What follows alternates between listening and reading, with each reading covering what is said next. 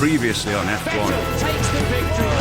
Lewis Hamilton stunning. I love this new Formula One. He's on the ground. He's got weight. Alonso wins. What a race. He seems as if he can do no wrong behind the wheel. Round 14, Singapore.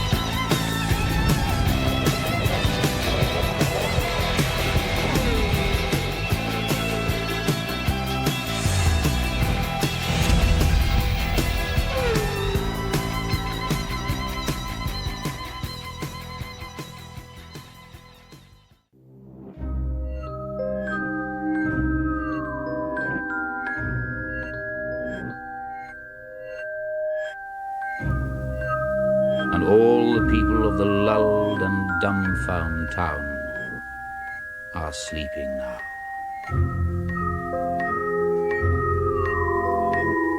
Hush, the babies are sleeping. The farmers, the fishers, the tradesmen and pensioners, cobbler, schoolteacher, postman and publican, the undertaker and the fancy woman, drunkard, dressmaker, preacher, policeman, the web-foot cockle women and the tidy wives.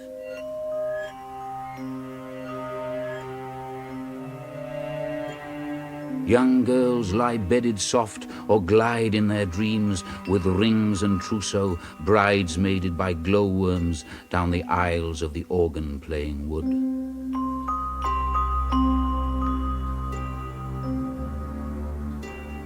You can hear the dew falling and the hushed town breathing. Only your eyes are unclosed to see the black unfolded town fast and slow asleep.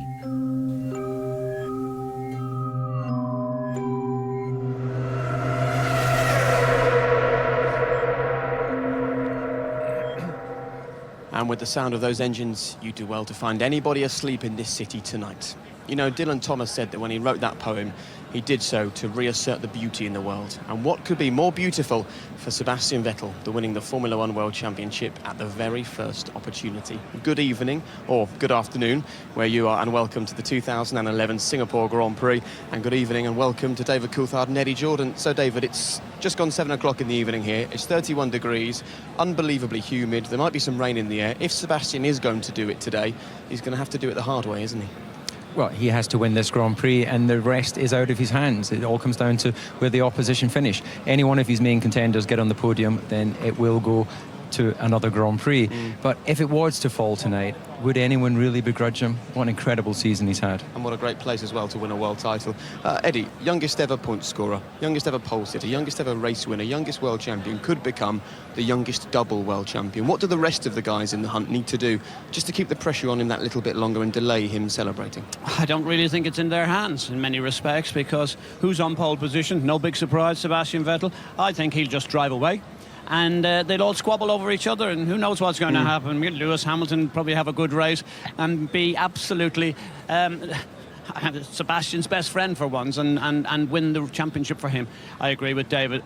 A very fitting place to crown a world championship here. Yeah, Formula One drivers being best friends with each other doesn't happen very often, that. And if we just take a quick look at the calendar, it's interesting because people are saying, oh, it'd be a real shame for the title to be wrapped up, but that doesn't mean that the exciting racing ends. David, when you were racing against Michael Schumacher in 2002, he won the world title with 6 races to go. How did you maintain your drive for the rest of that season? Well, very simply, these guys are racers. You take any opportunity to go out there and race with your competition. The fact that someone else may have done a better job or had a better opportunity in that year doesn't mean that you don't want to play at the next event. You know, they will go to the next Grand Prix if he did wrap it up this weekend, and they'll be fighting for the honour of winning the Grand Prix. They'll be fighting for the honour of beating their teammate. it really is an irrelevance. The only person it really matters to is the guy that just won the championship. I think if we recall the conversation we had with Lewis yesterday, he is so determined to actually win races. He knows the championship effectively is completely gone. This is Vettel's championship back-to-back, and he deserves all the accolades that he deserves, and it's right and fitting. But I think the focus and the mentality of all of these drivers is they've got to win at all costs. Yeah. So I don't see any problem about keeping the interest alive until the end of the season. Well, perhaps it motivates the rest. When you were at Jordan, did you used to say to your guys, look at Ferrari, look at Michael Schumacher, let's be as good as they are? Well, I think one thing that is interesting, you also have to think of the following season. And we talked, Lewis, he talks about hoping that the car is going to be right for next year. What is the worrying point for a lot of the teams? Red Bull have won the championship very early. It means they can now concentrate on next year's car, whereas traditionally it goes to the wire and people don't actually get all of the people working on next year's car, but Red Bull have that opportunity to do that this year. You could have made that a lot shorter answer by just saying that, have you seen Jerry Maguire? Because that's how Eddie used to run his team. It was all about the money. Absolutely. But it's a good point. The point is he is... suggesting that he never considered money in your contracts? Of course I did. Should we let these two bicker into the night? We'll carry on talking about Sebastian Vettel because he arrived on the scene 4 years ago as a bit of an unknown quantity. When he arrived here this weekend, everybody knew him and everybody knew just how good he is. Seems absolutely invincible. Amazing lap from Vettel, the reigning world champion. Stunning. Fantastic, Seb. Utterly dominant performance. That was a champion's stride. He's rewriting the record books. Vettel is the man with the speed. Are we witnessing one of the true greats, the legends of the sport? You beauty. I love you. Thank you very much. And he's had the sound of those winds reverberating in his ears all year long. I bet he's enjoyed that. What makes it even worse, David, you see him arriving at the racetrack. He looks like a schoolboy arriving for double maths. It's horrible. You actually look quite young yourself for a 30-year-old.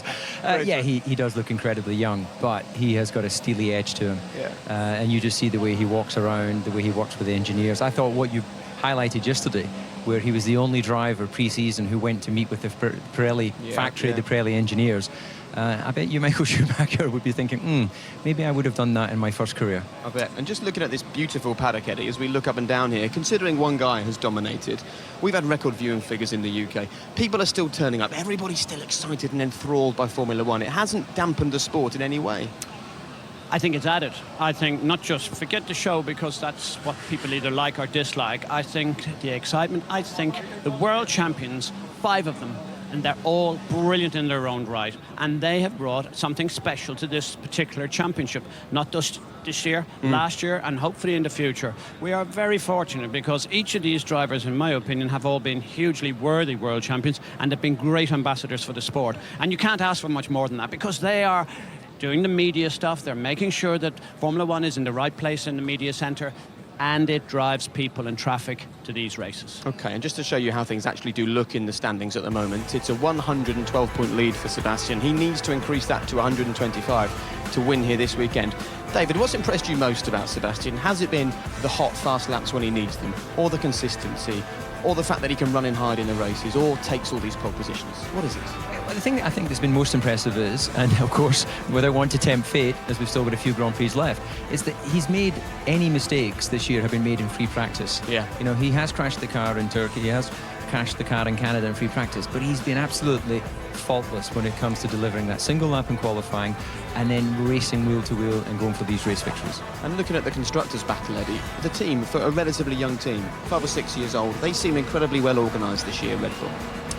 Well, we've seen it so many times. I think I gave them probably one of the biggest compliments that you can do, and that is they are so much in control. And that's verified yesterday. Vettel always seems to be nearly the last driver over the line, and guess what? Pole position. And if it's not him, it's Mark Webber. They've done a remarkable job. So the consistency, they do have a great car in Adrian Newey's design car. They do have 2 brilliant drivers. But nevertheless, to do it week in, week out is a very demanding thing, and the team needs full praise for that. So few things are missing, of course, from the Red Bull CV. 2 of those things, victory here in Singapore, pole position here in Singapore. So good to get the weekend off to a perfect start. Well, Ted Kravitz can report on what happened yesterday in qualifying. Qualifying in Singapore saw F1's finest threading their way through the streets, kissing the wall in search of the perfect lap. And while the pace was a little slower for some, the session delivered its fair share of incident and controversy. Kamui Kobayashi got it all wrong at the chicane and starts down in 17th. Meanwhile, Sebastian Vettel sat in the pits keeping his cool, while Lewis Hamilton and Felipe Massa lost theirs. A squabble over track position left Massa criticising Hamilton's impatience. I think he was a little bit too much, So everybody's just low in front. I mean, trying to pass, we almost touched, so he didn't use his mind one more time. Once past Massa, Lewis's first lap would be good enough for fourth on the grid, but it was his team that cost him the opportunity to improve. They couldn't fill his car up with petrol in time for a final attempt, leaving Hamilton having to hang up his gloves early and call it a day. We came in, tried to refuel the car, and they had a fueling problem, so we were running out of time bit by bit, and we just couldn't get enough fuel into the car, so we were too late to get going, and unfortunately we weren't able to get our second run. Hamilton wasn't the only one sat in the pits. Both Adrian Sutil and Paul di Resta chose not to compete in the top 10 shootout because they wanted to save their new tyres for the race. That may give them an edge today, but it made for a rather dull end to their qualifying. I think even if we had gone out on a new set, our performance today was definitely not good enough to be any further up the grid in terms of another manufacturer. Mercedes was 7th and 8th, Michael Schumacher also deciding not to do a final lap to save tyres. Felipe Massa recovered from his quarrel with Hamilton to end up 6th, just behind Fernando Alonso, whose race pace is very good, leaving the Spaniard optimistic for today. The podium is achievable and is a real possibility. Winning the race is not out of the question, but we need some help from the others. That left Jenson Button to prove that when it has petrol in the tank, the McLaren is quick. Third the result. But the fastest car round Singapore is a Red Bull, and they locked out the front row. Mark Webber 4/10 behind the king of qualifying, Sebastian Vettel. Pole position, and one step closer to wrapping up this year's World Championship. Well, if Mark does one of his special starts he's done for the last few races, I'll be chuffed to bits. But in the end, he's going to stop making bad starts. And it's pretty tricky here into turn one. It's a short straight down to turn one. We'll see what happens. Overall satisfied. I can start the race there. Obviously, I heard Jenson talking about my starts, but I'm not overly bothered. I've got thick skin and it's a long race. You have a fair chance if you're fastest around here to win the race, but equally, I think you have a very good chance if you're smart, if you're able to listen to your car, your tires. It's a long race. It's nearly 2 hours or just 2 hours long. It's the longest we have all season. So Vettel on pole for the 11th time this season. It's Red Bull's 5th front row lockout of 2011. Button and Hamilton looking to take advantage of Webber's recent poor starts. They line up 2 by 2 for the rest of the top 10, Ferrari, Mercedes and Force India. An improved showing from Williams, 12th and 13th. Quite the opposite for Renault, just 15th and 18th for Bruno Senna and Vitaly Petrov, while Lotus, Virgin and HRT take their usual places at the back. And from the back to the front, we've made our way out here into the pit lane. And this is the car that's been on pole position for 11 of the Grand Prix this year, Sebastian Vettel's Red Bull. It was kind of a snapshot, I suppose, of the whole season yesterday qualifying, wasn't it? We knew the man at the very front, so it turned into a decision over who was going to finish sort of second in the championship. And the answer to that, Mark Webber was the second man. We'll speak into these guys and Christian in just a couple of moments, but first I just want to show you Mark Webber's car because he was second yesterday and he really, really needed that second place. He's had a struggle in the last few races, didn't finish his first race of the season in Monza last time out, but well done, Mark. So it's an all Red Bull front row for the 5th time this season. And as I speak to you, David Neddy disappearing off to pick up a couple of drivers. Let's see who they've got. I think David, first of all, is with Paul di Resta. David. Thanks, Jake. So, Paul, first time in Singapore. How's it going so far? You must be happy with the qualifying. Yeah, I think given the circumstances on Friday, missing all of FP2, it was always going to be a tough challenge building your confidence round here. But we got both cars into Q3. It was a little bit behind Adrian, a small mistake, but nothing out with that we can't certainly challenge for good points today. Well, certainly a good result for Force India. The first time we've had 2 cars in the top 10 since last year. So, certainly the pressure was on you by missing that Friday practice session. So how did you sort of play catch up on this track? Is this down to what you did before with simulator, or is it just looking at the data and getting out there and sniffing the tarmac? I reasonably got up to speed quite quick, but I think the simulator helps. As we've arrived here, we went into qualifying, no changes over the weekend because it's been completely unknown, and all we can really reference our performance on is the other chassis and tyre wear. So it's going to be a big unknown. I've not done any high fuel runs, so the degradation, I'm not sure how it's going to be. But all you can really do is go with an aggressive strategy that's hopefully going to keep us in front of Saubers and pressure Mercedes in front. Presumably you've been listening to all the other drivers who've raced here saying about how tough this event is. Presumably you've got a different program here to make sure that you're physically prepared. Yeah, I mean, this is madly tough. You know, you sweat a lot. You're going to lose a lot of liquid, even to the point where I think we're going to have to weigh before the race just to make sure the car weight at the end of the race is going to be right. You know, it's a long 2 hours. It probably goes the full distance. And obviously when you're fighting mid-pack, it's a fight all the way to the end. Well, we wish you luck. Back to Eddie. Thank you, David. And I'm here with Kamui. Kamui, we saw you yesterday. Spectacular. Flying over those curbs and straight into the wall. What happened? Well, I mean, it's first of all, I mean, I was very surprised because, I mean, usually I was taking same curve, but I mean, I think first curve moving to the next one, and next one I was in the middle of the car, so I was flying over and end up in the wall, which is quite surprised, and this is what pointed there. Are the curbs fair? Is this Formula One? Well, I mean, this is not really my favorite corner, and definitely not nice for Formula One as well, because it's a bit too high. In the past, we've seen some really amazing moves by you in the race when you qualified further back, and that's exactly what's happened here. Are we going to expect the same? Are we going to see you drive through the field today? Yeah, I mean, definitely. I mean, today I'm quite confident, and this track with DRS system, we have a lot of overtaking chance as well. You know, it's quite a long race, like 150 minutes last year, so it's going to be a lot of chance for myself and try to make really great race here. I, for one, am looking forward to it. Back to you, Jake. Well, a difficult day yesterday for Kamui Kobayashi. He starts 17th, and that is the man starting second on the grid, Mark Webber. And I'm here with Christian Horner, the team principal at Red Bull. Well done yesterday, the perfect start to the weekend. Give us some idea of the mood in the Red Bull camp today. Yeah, I mean, yesterday was a phenomenal day to get both cars on the front row. You know, was a phenomenal team performance, and you know, obviously, effectively, it's the first match point available for Sebastian, but we're not going into the race focused on that. We're going into the race focused on trying to capitalise what we achieved yesterday, and you know, try and get to the end of the race in the positions that we qualified. That would be a dream result for us at this venue. It would be a dream result, because if it did finish as it starts, it wouldn't give you the title here. For us, you know, we can't control what else goes on. You know, that's beyond our control. We can only control what we do in the race, and it's a long, tough. It's going to be probably 2-hour race. It's tough on the cars. It's tough on the drivers.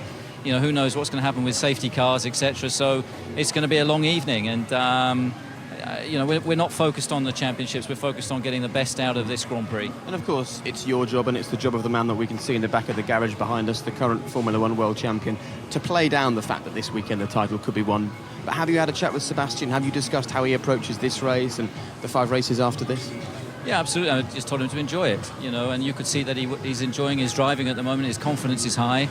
He's not cruising and collecting. You saw that very clearly in Monza with that pass he made on Fernando, and you know, he's going to attack this race with the same vigour that he has every other this season. So and then the championships will tend to take care of themselves. Okay, and Seb's lost the pole position at the last 2 race starts. Mark's lost 20 places at the starts this year. Are you confident you've got that sorted now? It's a short run down to the first corner, which I guess helps out a bit here.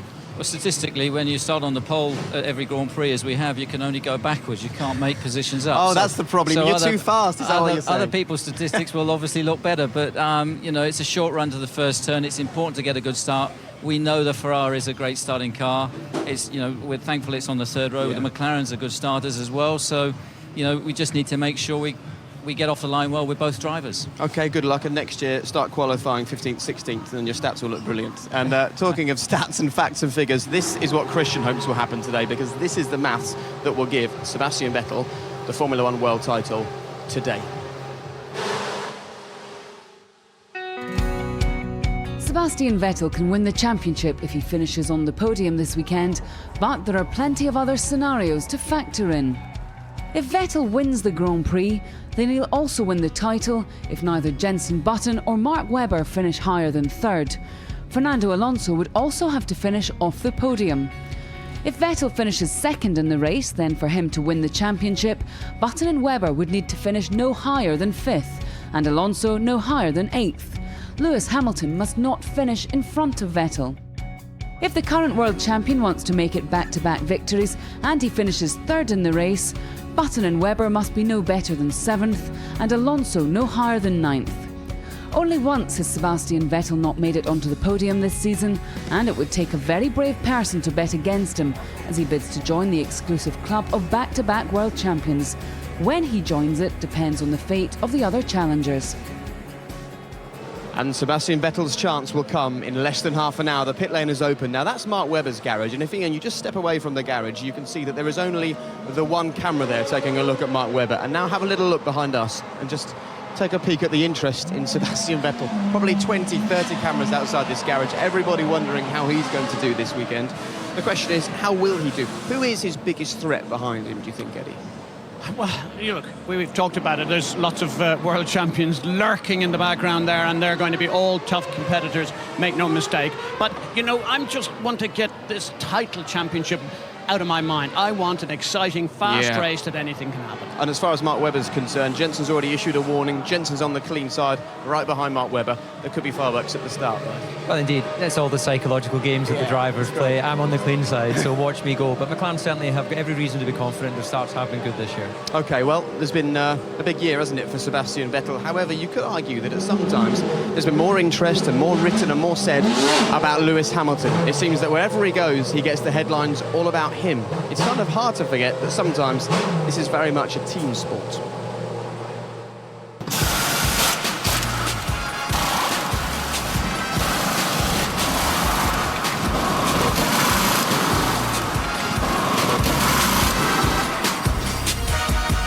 So if we just take a quick look at this, so this is 8 o'clock, Thursday evening. You've got guys sorting out tyres right here. You've got both your car and Jensen's car being worked on. You've probably got 20 or 30 people here milling around making sure your weekend is going to be perfect.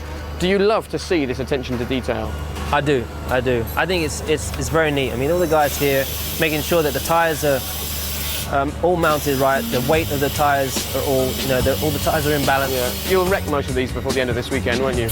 I look after my tyres. Yeah. What are you talking about? You're just behind Red Bull in the pit stop standings, do you know that? In terms of what? In terms of the speed of your pit stops, I think you're a 10th behind Red Bull in the standings. Yeah, I think we're a 10th behind, but in terms of consistency, I think you're there. A bit further behind. No, we're further behind there. Oh, are you? They've been massively consistent on their stops all year. That's something we're trying to improve on. And I'm constantly talking to these guys here, and they're usually getting a near fall from me. It can get a bit much though. I remember, was it in Hungary where you were fighting tooth and nail? Well, it's difficult for them because they can't always see where you are on the track. Right. We have a GPS thing, so they'll speak where they think is the right position, and it could be when I'm braking for a corner. It can easily put you off, so it can be sometimes very distracting. By the way, I like the fact they get nice air conditioning while you're sweltering in the car here.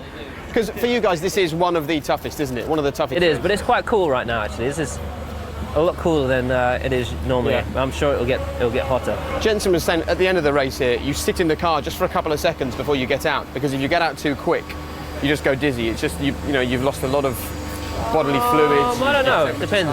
Depends how fit you are. Yeah, when I won here, I got out straight away and I was jumping around. I think the adrenaline and the excitement takes over. And I remember I ran up, I keep telling people, I ran up the stairs to go up to the podium because I was so excited. And I got to the top and I was like, oh my God, I'm going to pass out. That's not a good look, is it? Racing driver out of breath. No, it wasn't good.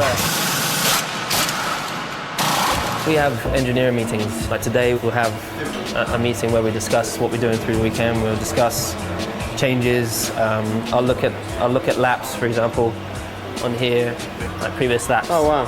And you look at all the drivers' laps from previous times. And what are you learning from that?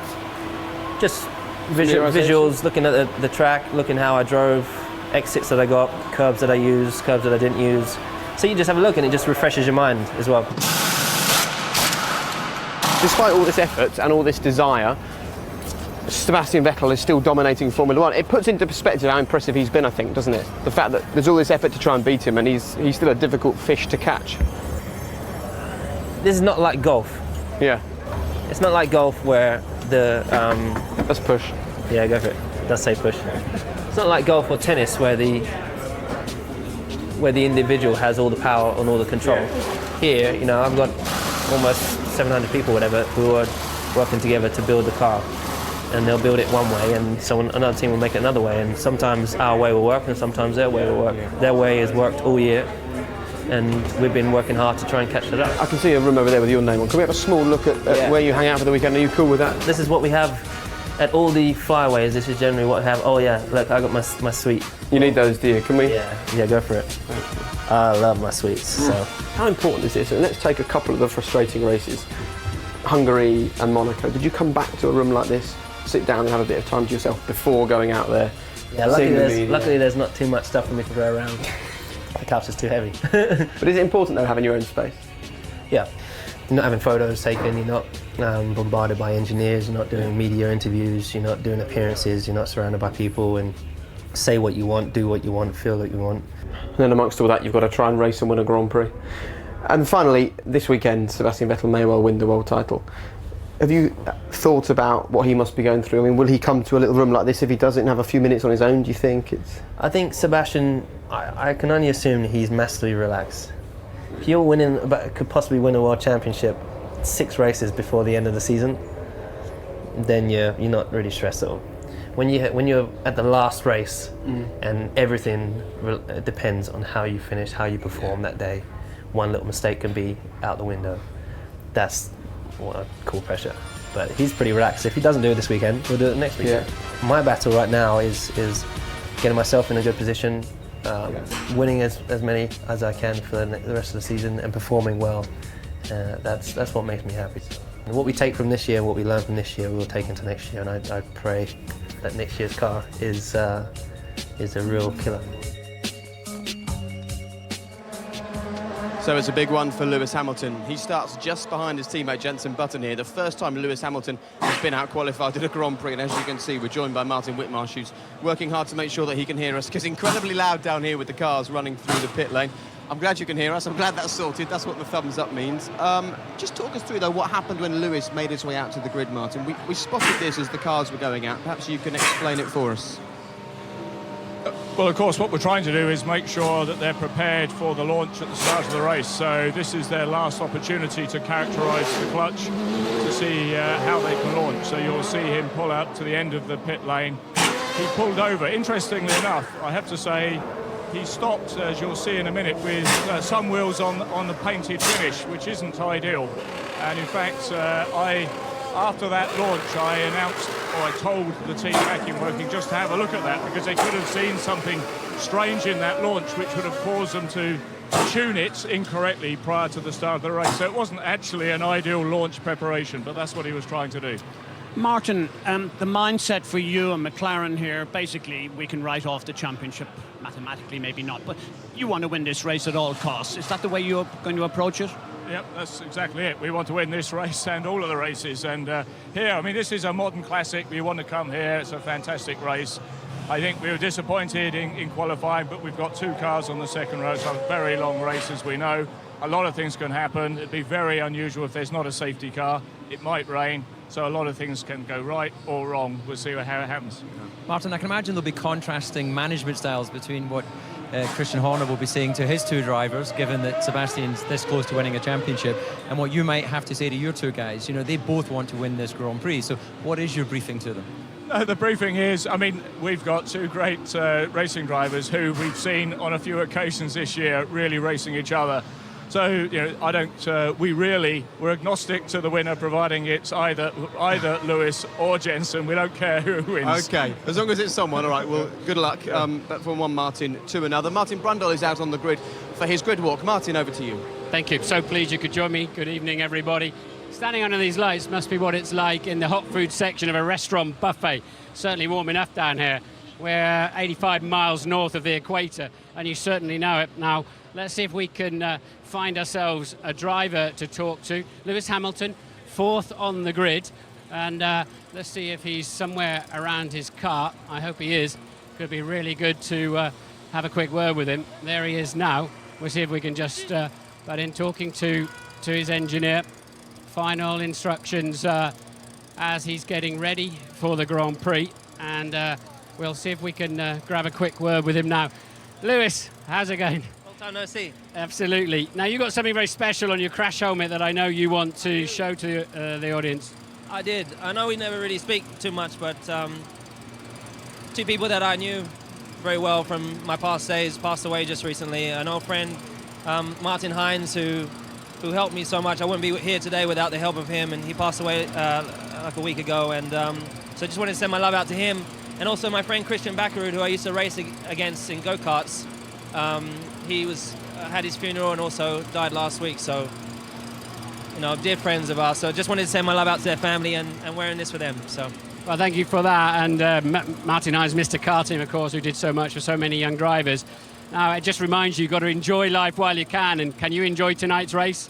I will, absolutely. I was saying to my dad when and my dad was actually the one who suggested we do this. It was a great idea, and we're just thinking, life, anything can happen. So you just got to make sure you enjoy every single moment. So. Now, that puncture yesterday lost you a crucial set of tyres. Can you get around that in the race? It's going to be tough. It's supposed to be a two-stop, but the wear life is not a problem. They can go for a long time, the tyres. It's just the temperature. And when the temperature gets too high, that's when you start struggling. But we should be all right. Fingers crossed my tyres will last. So. Great to talk to you. Good luck. So, let's see if we can wander back. Fernando Alonso's car has come back onto the grid. He's very late on the grid. Felipe Massa starts the Grand Prix in 6th position. Let's see if we can go and have a quick word with him. We haven't spoken to him for a while on the grid. He's with Jean Todt. His manager is Nicolas Todt, Jean Todt's son. And we've got an absolute love-in going on here. And it looks like I'm going to miss out on this opportunity again to talk to Felipe. And can we just have a couple of questions while we're live? Felipe, have you got time to talk to us on BBC? Seems not. Let's wander around to the other side. There's a singer on the grid I was hoping to talk to, but I haven't seen him as yet. And we'll walk over. So Fernando Alonso then, he has got to get off the start line. And it's such a short run down to the first corner that his normal crazy starts, we saw it in Monza 2 weeks ago. He's got a limited opportunity to do that. But if he wants to stay in touch here with the Red Bulls, he's going to have to do that very early on indeed. So the first 2 or 3 corners is going to be absolutely critical for him. There's no doubt about it. Vijay Mallya, Force India. So you're in the top 10, Vijay. You must be pretty confident of some more points. Well, absolutely, yes. I mean, we were very happy that both cars made it into Q3. And hopefully we will have a double points finish today. Okay, good luck with that one. And we'll keep moving forward because I'm absolutely determined to have a chat with Sebastian Vettel if I get half a chance. We might have to get our elbows out seriously here. But he's over here, apparently leaning up against the wall, and we might just have to go steaming straight in on this one and have a quick word with Tanya from Sky. Thank you, Tanya. So kind of you. Yeah. Okay, really appreciate that. Tanya's moving over and letting us through. So, is it going to happen tonight? What? The championship. I don't know. Ask the others.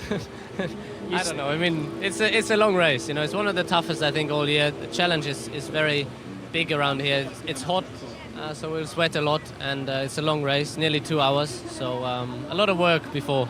How much fuel have you got a fuel consumption problem? Is that going to be a major drama to manage that through the race? No, I don't think so. I think everyone is a little bit in the same boat, depending on how big your fuel tank is. But I think we should be fine. Obviously, if the safety car comes out, it helps all of us. So we'll see. Now, your teammate Mark Webber can stop you from winning the championship tonight if he beats you down in the first corner, or he might even help you win the championship. He could be your friend. He could be your biggest enemy. Yeah, could be this way or the other way. I think, the most important for us is to keep our heads cool and try to do our race and get our best results. So whatever that means, and then, depending on what the others do. Okay, I need to get out of here because I'm going to get beaten up shortly. Norbert Haug, the Mercedes-Benz boss, moving in to wish Sebastian Vettel the best of luck. Norbert, can you get in on the action with your Mercedes-Benz tonight? Pardon me? Can you get in the action, in the leader's action? I think the 6 cars ahead of us normally are stronger, quicker. But we see, a lot of things can happen here, and we need to make sure that we are there. We have fresh tires, option tires. Maybe that plays in our hands later on. But basically, the 6 cars have a better speed than us. Okay, we'll keep an eye out on you. It might be interesting, actually, if the Mercedes-Benz leave a bit of a gap. It's going to help the front runners. As Tao Cruz is the man I was hoping to see, and I've just bumped into him. Tao, well, we're expecting some dynamite here tonight for sure from the drivers. This is the toughest race of the year, but what brings you to Singapore? I'm going to be performing a little bit later on tonight at the Amber Lounge, so that's what actually brings me here, but I thought I might as well bask in the aura of Formula One while I'm around. Is that your first Grand Prix? I actually went to the one in Monaco as well, but this is the first time I've got to see the night race. It's very exciting. It looks very, very cool. Now you're here with Ferrari, so will you be disappointed if Red Bull take the title? No comment.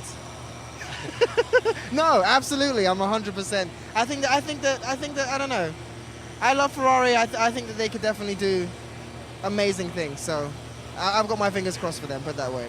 Okay, well, Ferrari and McLaren might be able to break the hearts of Red Bull, but very good to see you. Thanks for your time, Bernie, taking the dignitaries around the grid. It's all kicking off down here, isn't it? And let's see if we got a... He always goes on the podium when we have a quick word with Jenson. I suspect I'm a bit too late in the day. Are we too late, Jenson? Are we too late? You got your earplugs in. I suppose you can't really hear me, can you? And just a quickie then, because I've got to go as well. So, third on the group... I don't want to keep you. Sorry, mate. I know, I've got a lot to do. It's going to be long, hard. I'm not looking forward to 2 hours of commentating. It's going to be hard work, let alone driving these things. Yeah, it's tough, isn't it, Martin, up there in your air-conditioned box? No, it is very tough around here. There's a 2-hour limit on the race, so it's not going to get any longer than that. But it's tough, but this is what we train for, I suppose. And it's going to be a tough one for us, I think, because if you look at our times on Friday, well, not mine, Lewis's, it looks like we're damaging rear tyres quite a bit. So we've got to hope that it's different today. We've made a lot of changes, and hopefully we can challenge those Red Bulls. They need a challenge this weekend. How critical is the start?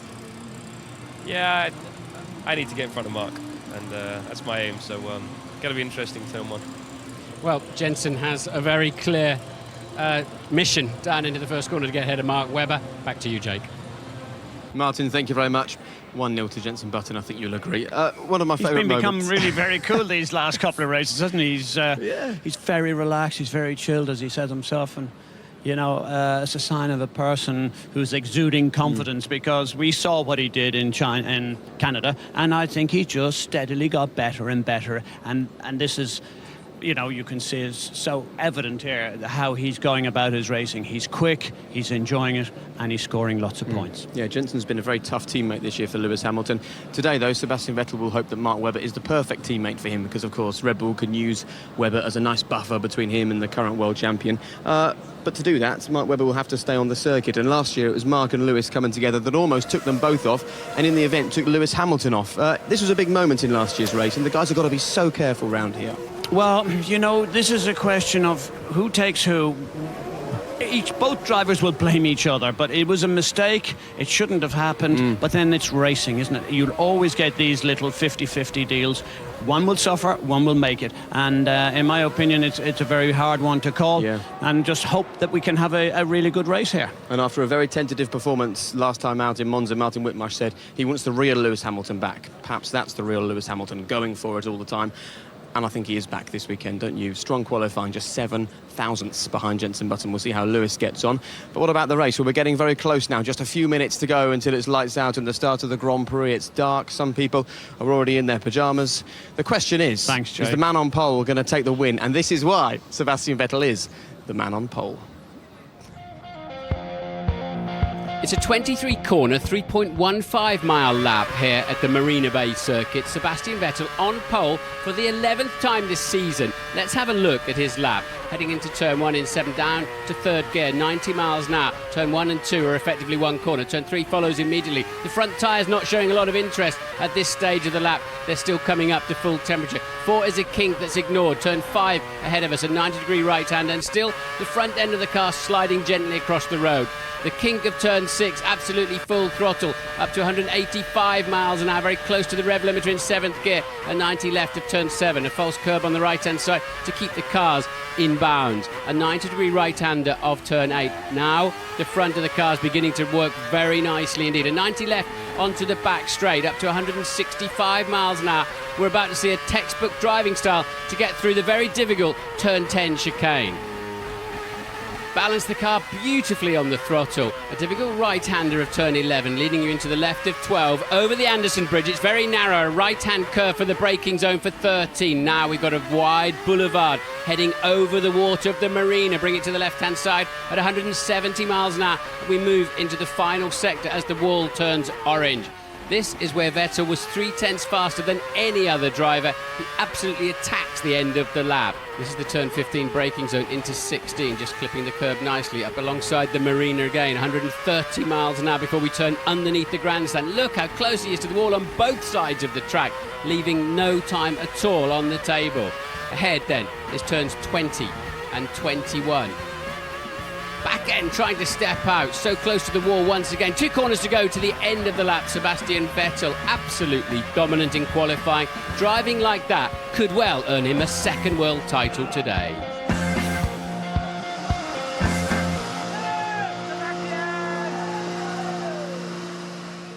104 seconds of being completely in control. So Sebastian Vettel starts on pole position. 2 German drivers just behind him, 7th and 8th on the grid, both driving for Mercedes. Let's hear from Ross Brawn, the team principal. Ross, it feels a little cooler than in previous sessions, is that right? A little bit, yeah. Yeah, so not sure what difference that will make, but it is a little bit cooler. So tyre wear is still going to be the biggest issue? Yeah, it's really the abrasiveness of the surface here. If you look at the surface, it's really granular. And it gets the surface of the tyre really hot from the wear and the rubbing more than the temperature itself. I mean, obviously the temperature doesn't do any good, but it's mainly the surface. OK, we'll watch out for it. Thank you. We'll watch out for it indeed. So still 30 degrees here, still very hot, still very humid. A really difficult race for everybody, not just physically for the drivers, but for the teams to work out the best strategy here. Do you stop twice? Do you stop 3 times? How's it looking, do you think? Actually, you've almost forgotten one. I'm sure there's 1 or 2 teams that will take a chance on one stop because the prime, they'll start in prime. We do know, or we've heard, that Force India will have double strategy with 2 different drivers. My guess is if that's the case, they've got to go into harder tyre. That particular car, whichever it is, should actually go right into the middle of the race, and we'll need to see how that's going to evolve. Nevertheless, I think it's all down to Sebastian. He was so dominant in qualifying. He needs to make the first corner first, and really he needs to just drive away from there on in. Well, that's exactly what he's done, because now, of course, if you're 1 second behind someone in Formula 1 and you get close behind them around a corner, you can use a thing called the DRS, which opens up the rear wing, it reduces drag, gives you a chance to overtake. Now, would have made a big difference here last year, Eddie. The question is, can it work? It's a relatively slow corner going around there. What do you think? Will we see plenty of overtaking? Well, I'm surprised. If it was my opinion, I think this is not the right place for DRS. I think there is another area which is much better for a possible overtaking manoeuvre. And we like the overtaking, it's really exciting. When halfway through the season we saw too many overtakes, I was a little bit critical, but it's absolutely perfect at the moment. I think of all the places, this is not quite the right zone, but we will still see overtaking moves. Well, perhaps it's not the right circuit. We can see what's happening out on the track at the moment, and we talked about perhaps only doing 1 stop. Perhaps that man, Checo Perez, will only stop once today as he gears up to go out and race today. And there he is, Fernando Alonso, the man who knows what it takes to win around here. You know, the man who has led the 3rd amount of laps apart from Fernando Alonso and Lewis Hamilton is the safety car driver. So keep your eyes peeled for the safety car today. Right, live in both high definition and on BBC One in the company of Martin Brundle and David Coulthard. This is the 2011 Singapore Grand Prix. Just to let you know that if you press the red button during the race, you can ride on board with any driver, and the driver track is available on our website. 1-word answer, Eddie. Is Sebastian Vettel about to be crowned the Formula 1 world champion? I think he's been so lucky, yes. OK, good luck. Well, he's dominated Saturdays. He's punished his rivals on Sundays. He's been untouchable, unbeatable. But can he now win the title at the very first opportunity under the lights at night here in Singapore? Sebastian Vettel, it's over to you. Can you be the 2011 Formula 1 world champion tonight?